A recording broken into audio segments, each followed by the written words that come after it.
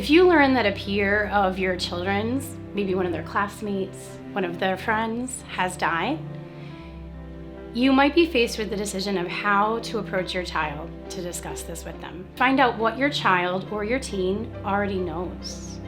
What have they already been told? That way you have the information to come towards them and know what to share and where to build from there.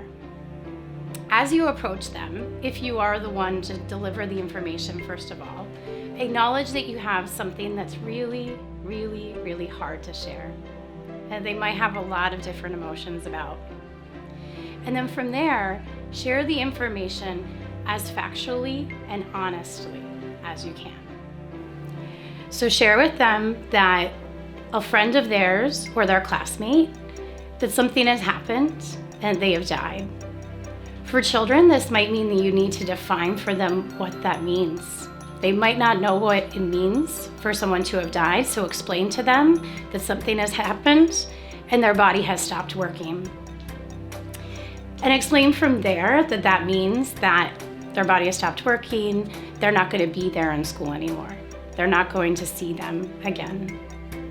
For a younger child, when you explain how their peer has died, you might need to explain exactly what that means.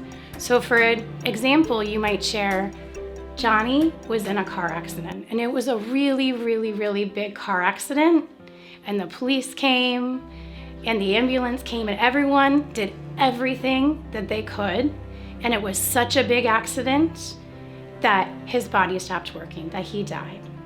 You'll need to explain it in a little bit more detail the younger the age. As they get older developmentally, you won't need to explain those details quite the same, and ideally, they'll identify what they need. When you explain to your child or teen that their peer has died, you might feel a pull to try to soften your language to make it a little bit easier for them. Our culture is full of phrases and euphemisms such as, he passed away, we lost him.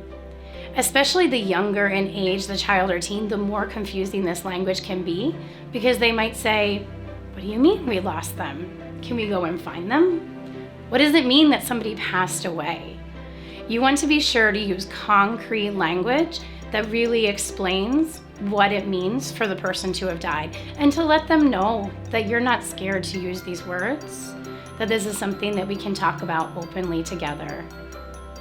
As you approach your child or teen to share about this, acknowledge that they might feel very, very, very sad.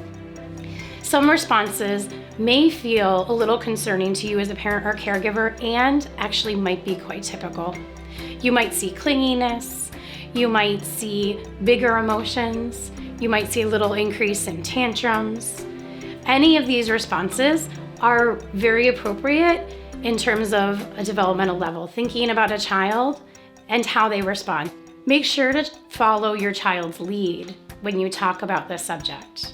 When they first get the information and find out what has happened, they might have a lot of big emotions. They might have a whole bunch of different questions, or they might not. They might be quiet. Whatever their response in that moment is okay. You want to be with them as a parent or caregiver and really support them and let them know that whatever they need in that moment, that you're there to be able to hold it and to stay with them. If you do not know the answer to a question that your child or teen asks, then be honest about that. Acknowledge, that's a really good question and I'm not sure either. Maybe ask them, what did they think happened? What did they think was the cause? And just acknowledge whatever their thinking is. Acknowledge, that's a good idea, that's a good point.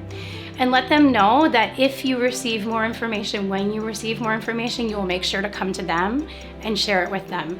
And most importantly, let them know that they can come to you anytime that they have a question or that they want to talk about it more, that you are always available and always ready to be there, either to talk or to listen or to answer questions or just to be with them.